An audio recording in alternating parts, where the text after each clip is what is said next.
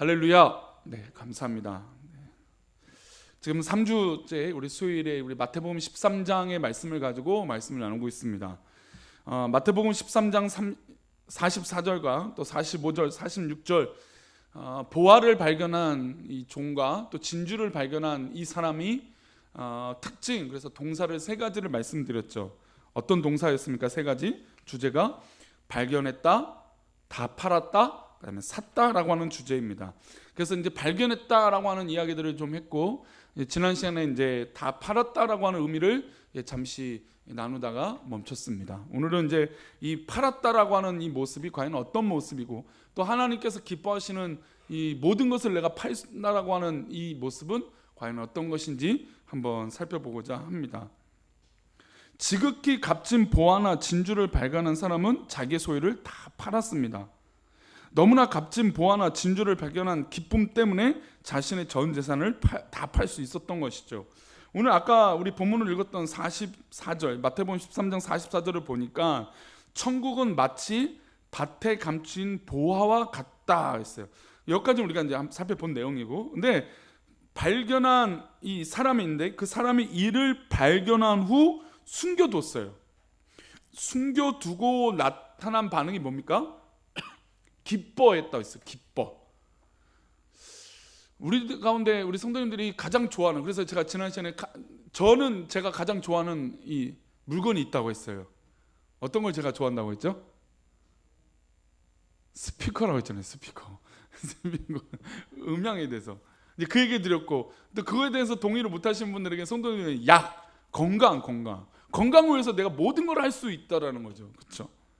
어떤 그런 기뻐하는 것이 생기면 그 사람은 거기에 투자를 하게 되어 있습니다. 그렇죠? 건강에 대해서 기쁘고 관심 있으면 그것에 투자를 하죠. 뭐 전자제품이든 자신에게 맞는 어떤 그런 요소들이 있으면 그것을 가지고 기뻐합니다. 발견하고 기뻐해요.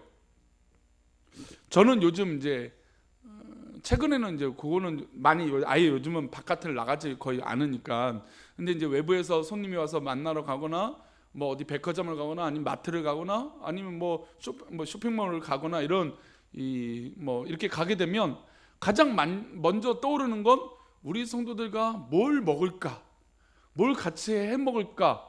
그래서 그것을 찾으러 다녀요. 그래서 성도님들이 드셔보지 못한 간식이라든지 아니면 뭐 주일날이든지 뭘 이렇게 할 수 있는 것들이 있으면 좋겠다라는 마음으로 이렇게 돌아다닙니다. 그래서 딱 발견해요. 발견하면 굉장히 기분이 좋아요. 우리 성도들이 이거를 드시고 또 이렇게 같이 나눠서 먹으면 정말 즐겁겠다라고는 생각입니다. 그러니까 기쁨이 있죠, 기쁨. 그러니까 저의 관심사가 그것이 이룰 수 있으니까 기쁨이 생기는 거예요. 지금 이 감추인 보화를 숨긴 사람은 뭐가 기쁜 겁니까? 이 보화가 누구 거 되는 거예요, 지금? 이제 곧 내 것이 되어야 되는 것이죠. 이거 내 거야. 이 내 거 되는 거야. 너무 좋아. 이 밭만 내가 사면 그 안에 있는 것들, 보화들은 다 내 거야. 그러니까 기쁜 거죠. 막 춤을 추게 기쁜 일입니다. 근데 이게 기쁨이 좀 재미있어요. 누구한테 티를 낼 수 있습니까? 없습니까? 티를 못 내요. 여기에 약점은 좀 그래요. 물론 이제 진짜 보화를, 땅을 다 사고 나면 이제 그때부터는 내 거니까 막 하는 거예요. 완전한 내 소유가 되지 않은 상태니까 아직 밝힐 수는 없어요. 물론 이 보화나 진주는 예수님에 대한 복음이니까 그 복음을 받아들이고 진짜 내가 구원받은 백성이라면 당연히 더 표출하는 건데, 아직은 그 직전 단계인 것 같아요. 그래서 예수님을 맛보고 예수님에서 알게 되고 이 복음에 대해서 알게 되니까 막 기쁨이 있어요. 근데 아직 어떻게 할 방법이 없죠. 이걸 어떻게 전하고 어떻게 말씀을 전하고 복음을 전하는 방법을 아직 모르니까. 우리가 초신자였을 때 예수님을 믿고 막 은혜를 받았을 때는 뭔가 내가 해야 되는데 방법을 잘 모르잖아요. 그러니까 마치 그 상태예요. 내가 뭘 하고는 싶은데 기뻐요. 근데 아직은 말하기에는 조금 어려운 단계예요. 뭘 못했습니까? 아직 그 밭을 내 소유로 만들지 못했기 때문이에요. 그러면 이제는 이 밭을 내가 소유하게 해서 어떻게 합니까? 성경에 보니까 다 팔았다고 했어요. 다 팔았는데 그 종이 그 땅을 살기 위해서 적당히 팔아서 그 땅을 살 수 있을까요? 아니죠. 전부 다 팔아야 돼요. 전부 다 내가 갖고 있는 걸 다 팔고 내가 할 수 있는 건 다 해야 돼요. 안 되면 돈이라도 빌려서라도 그 땅을 사기 위해서 노력을 해야죠. 왜냐면 그 감추인 보화가 어마어마한 가치가 있는 것이기 때문이에요. 그런데 정말 우리가 이런 보화가 있는데 내 모든 것을 다 팔라고 하시는 이 말씀 가운데 우리는 얼마나 그것에 반응하고 살 수 있을까요?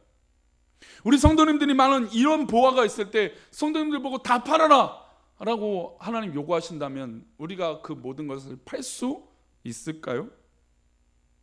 물론 여기서 하나님 말씀하시는, 우리 주님께서 요구하시는 정말 다 팔라는 이 이유, 우리 삶 가운데 우리 모든 것을 다 팔라라고 하는 이 권면은 아닙니다. 예수님께 와서 영생을 얻으려면 무엇을 해야 합니까? 라고 부자 청년이 묻죠. 부자 청년이, 예수님, 우리가 영생을 얻으려면 어떻게 됩니까? 그러니까 영생이라는 건 보화잖아요. 기쁨이잖아요.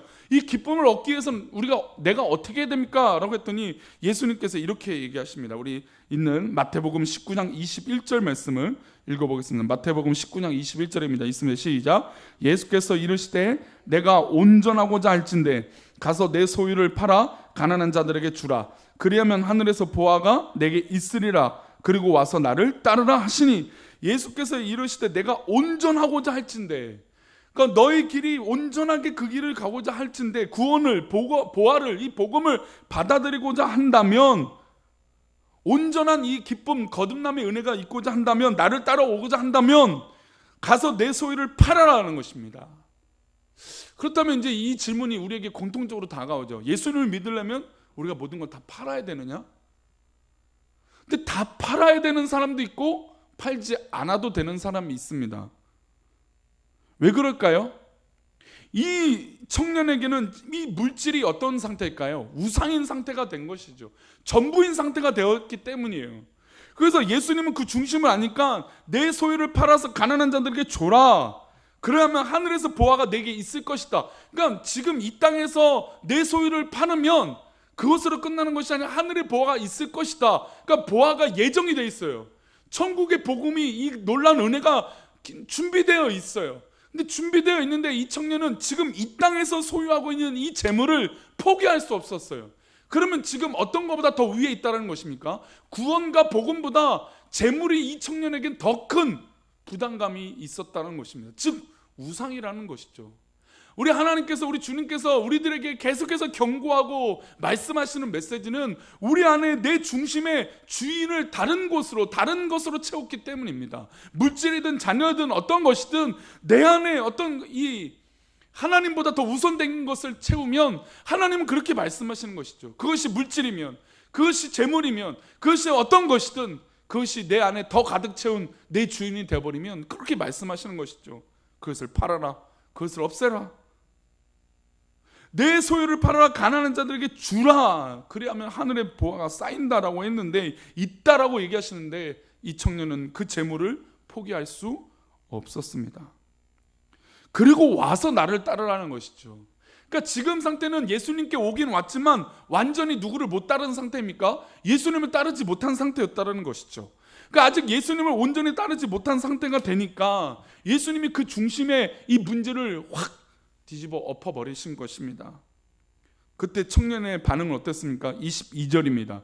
22절 말씀 읽어보겠습니다. 시작. 그 청년이 재물이 많음으로 이 말씀을 듣고 근심하며 가니라. 그 청년이 뭐가 많았습니까? 재물이 많았어요. 말씀을 들었지만 그에게 변화가 일어나지 않았어요. 근심만 했습니다. 그러고 갔어요. 이런 경우에는 예수님이 요구가 맞죠. 재산을 다 팔아라. 그럼 팔 각오로 예수님 믿어야 됩니다. 그러나 이 모든 것은 또 우리에게 해당되는 것은 아닙니다. 사실 예수님께서 그 부자 청년에게 재산을 다 팔아 가난한 자들에게 주라고 하신 것은 그에게는 재물이 예수님보다 더 귀했기 때문이죠. 그런데 재산을 다 팔고 가난한 자들에게 주면 어떻게 된다고 했습니까? 하늘의 보좌가 쌓였어요. 다른 사람들을 예언을 들면 그렇습니다. 삭개오 어떻습니까? 예수님이 삭개오를 만났을 때, 야, 너가 갖고 있는 소유를 다 팔아라, 이렇게 말씀하셨습니까? 아니죠. 너희 집에 가서 내가 유하리라 라고 하셨어요. 삭개오의 가장 큰 문제는 그 안에 그 집의 주인이 예수님이 아니셨기 때문에 그 예수님이 삭개오의 집에 가시겠다, 너와 함께 하겠다, 위로의 말씀을 오히려 하신 것이죠. 그리고 공회원했던 니고데모가 예수님을 찾아왔습니다. 밤에 왔죠. 그리고 그 니고데모가 예수님께서 니고데모에게 이렇게 말씀하십니다. 재물을 팔라고 하셨습니까? 아닙니다. 다 나를 따라오라, 거듭나야 된다 라고 말씀하신 것이죠. 즉 우리들 삶 가운데 있는 예수님보다, 이 보화보다 우선되어 있는 것들이 더 많다라는 겁니다. 그 우상들을 없애고 포기하고 그렇게 나아가야 예수님께서 기뻐하시는 삶을 살 수 있다는 것이죠. 그런 의미로 모든 것을 다 판다라고 하는 의미예요. 물질이 또 여러 가지 경우가 양자택일이라는 그 순간이 있다면 우리는 예수님을 선택하기 위해서 이 모든 것들을 다 팔아버릴 수 있는 그런 결단이 필요하다는 것입니다. 가정이냐 예수님이냐, 재산이냐 예수님이냐, 사업이냐 예수님이냐, 예수님을 따르는 것 자체가 가정과 재산과 안락한 인생 생활을 포기하는 경우가 더 많기 때문입니다.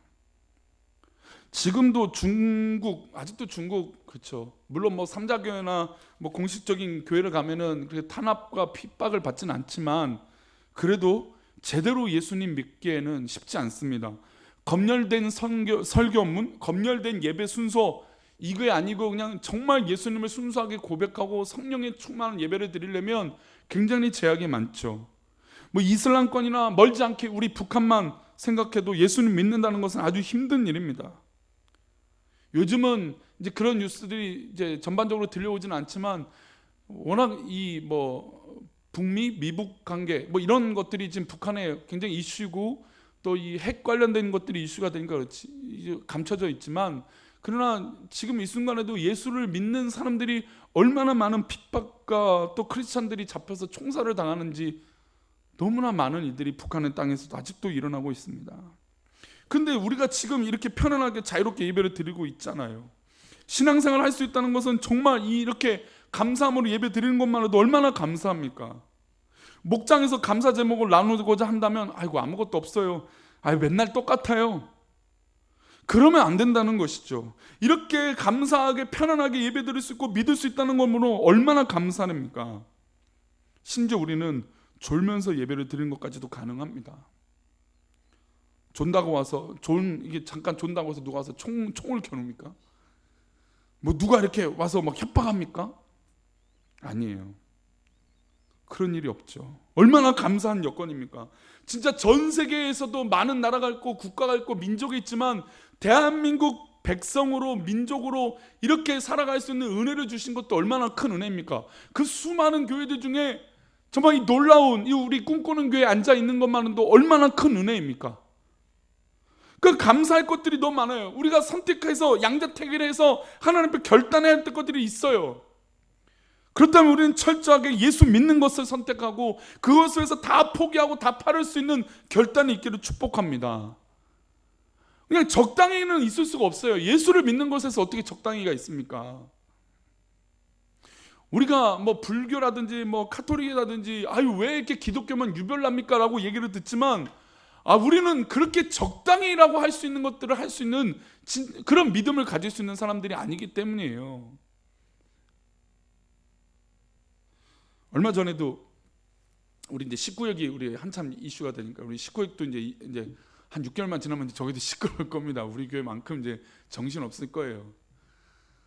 우리 교회보다 딱 1년이 전 단계예요. 1년 전 단계. 딱 이 소송이나 이 모든 진행 사항이 딱 1년 전 송환들이더라고요. 근데 저게 이제 벌써 이제 재판 결과들이 이제 나오기 시작합니다. 3개 중에 1개 나왔고 이제 곧 나오겠죠. 뭐 사랑자 여기든 어디든 이제 재판 결과 나옵니다. 명도 소송이 뭐 이렇게 쉽지 않은 거니까 이 법을 위해서 하는 거니까. 근데 한 교회가 와서 저에게 막 물어요. 재판을 끝났는데 소문이 들리니까 꿈꾸는 교회는 합의가 다 됐다면서요. 그리고 강제 집행을 어떻게 막았습니까? 막 이렇게 온 거예요. 그래서 언니 교회 왔냐고. 그래서 여기 저기 장희동 교회에서 왔다고. 그래서 그러냐고 그랬더니 얘기를 한참 나누다 보니까 우리 교단하고는 아닌 것 같아요. 그래서 우리 교단은 아닌 것 같아서 어느 교회시라고 그랬더니 이제 제7일 안식일교 예수재림교 이제 안식일 교회였어요. 그리고 한 3일 있다가 그때는 2분이 왔는데 한 3일 있다 토요일 날 한 7, 8명이 막 왔었어요. 6명이었나? 한 그 정도 인원이 막 왔어요. 뭐 교회 목사님하고 막 이렇게 다 오셨어요. 그래서 이제 교회 우리가 이렇게 진행되고 조합은 이렇게 하지만 교회는 그것을 믿어서는 안 됩니다.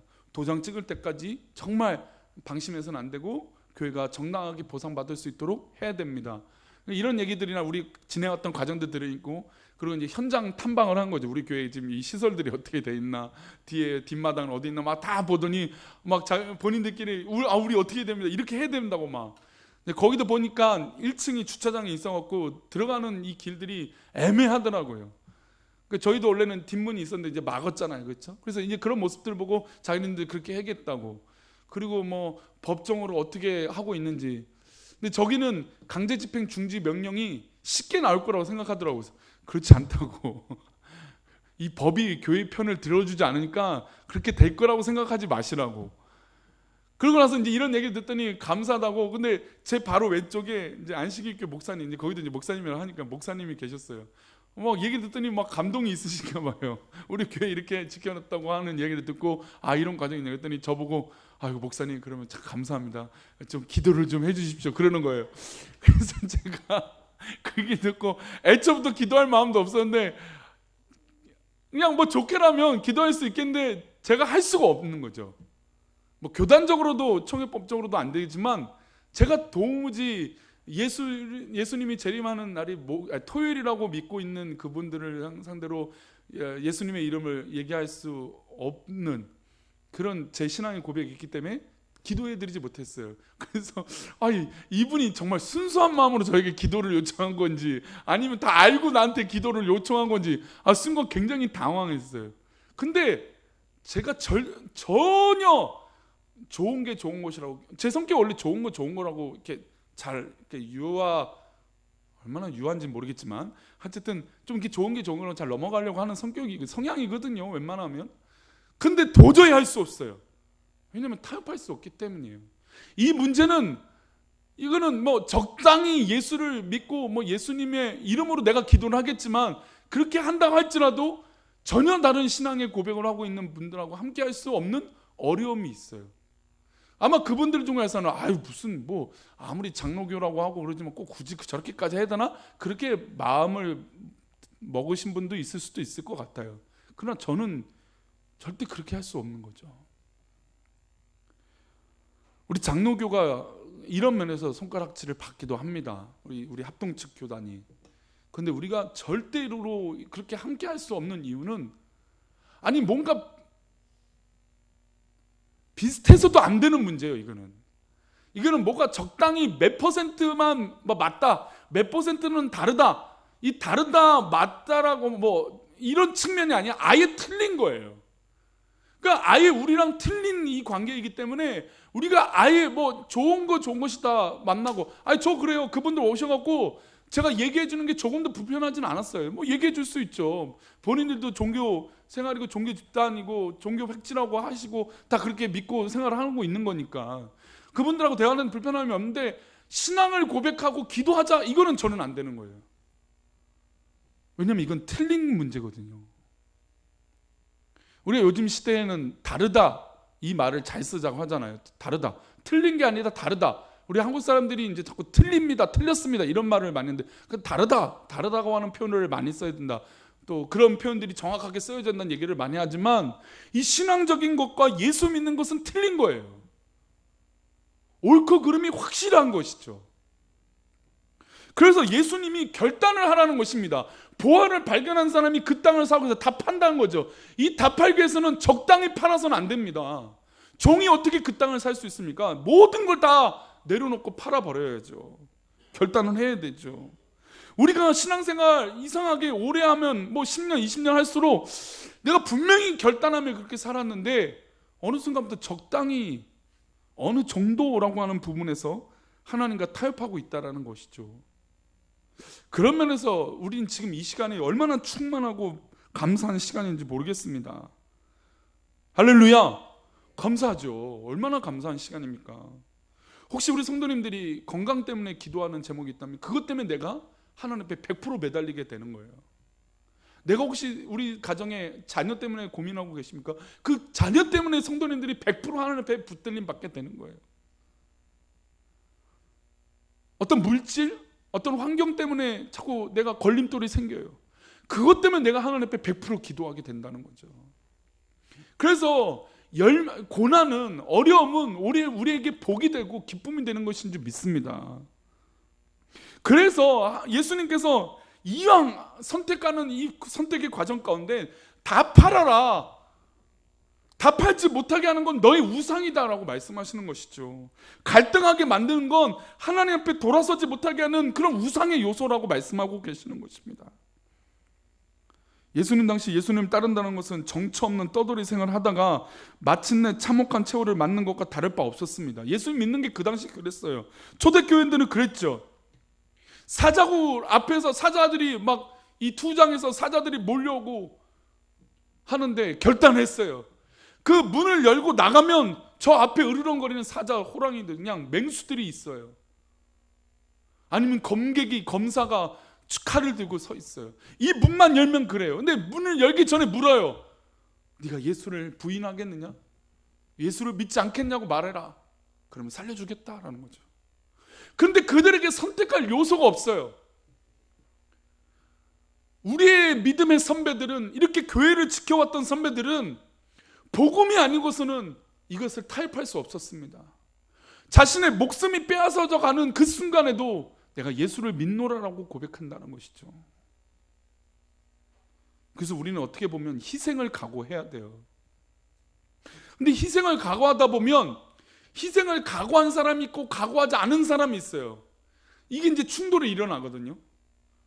근데 그때마다 우리가 어느 것에 어떤 눈빛을, 어떤 기준을 갖고 있느냐. 우리의 기준은 희생하지 않는 사람의 기준이 우리 기준이 아니에요. 우리 기준은 예수의 앞에, 우리 복음 앞에 그 기준이 있는 것인 줄 믿습니다. 그러니 희생하지 못하는 사람 자꾸 해봤자 나만 피곤하고 나만 힘들어요. 비교되니까. 내가 만약에 희생한 사람이라면 그걸로 감사한 조건이 되는 거죠. 하나님께 내가 그렇게 드릴 수 있겠구나. 그래서 예수님이 누가복음 9장 62절, 우리 62절 말씀입니다. 62절 말씀 읽겠습니다. 시작. 예수께서 이르시되 손에 쟁기를 잡고 뒤를 돌아보는 자는 하나님의 나라에 합당하지 아니하니라 하시니라. 쟁기를 잡고 일을 하고 있는데 뒤를 돌아봐요. 마치 신앙생활을 하는데 그런 거예요. 자꾸 뭔가 미련이 있고, 뭔가 자꾸 후회될 것들이 있고, 자꾸 뭔가 내가 붙잡아 놓는 것들이 있어요. 그래서 자꾸 뒤를 돌아봐요. 쟁기를 잡고 하나님 앞에 계속해서 전진을 나가야 되는데 자꾸 뒤를 돌아보게 하는 것들이 있어요. 그런 것들이 있다면 정말 하루속히 하나님 앞에 결단하고 내려놓으시길 축복합니다. 그래서 예수님이 마태복음 16장 24절에 또한 이렇게 말씀하세요. 우리 마태복음 16장 24절 말씀 읽겠습니다. 시작. 이에 예수께서 제자들에게 이르시되 누구든지 나를 따라오려거든 자기를 부인하고 자기 십자가를 지고 누구를 따른다고요? 나를 따른다. 십자가를 지고 예수님을 따라가는 것에 타협과 적당이라고 하는 것은 없다라는 것이죠. 예수님을 따라가기 위해서 자기를 부인한다고 했어요. 자기를 부인하는 건 내 자존심, 내 환경, 내 모든 것들을 부인하는 거예요. 내 것을 갖고 있는 게 아닙니다. 아무것도 갖고 있지 않아요. 내 모든 것을 부인하고 내 앞에 있는 그 십자가, 내 등에 있는 것들을 내려놓고 내 앞에 있는 그 십자가를 붙들고 우리 주님 앞에 나아가는 것입니다. 이게 진짜 하나님을 따르고 선택하고 살아가는 방법인 것이죠.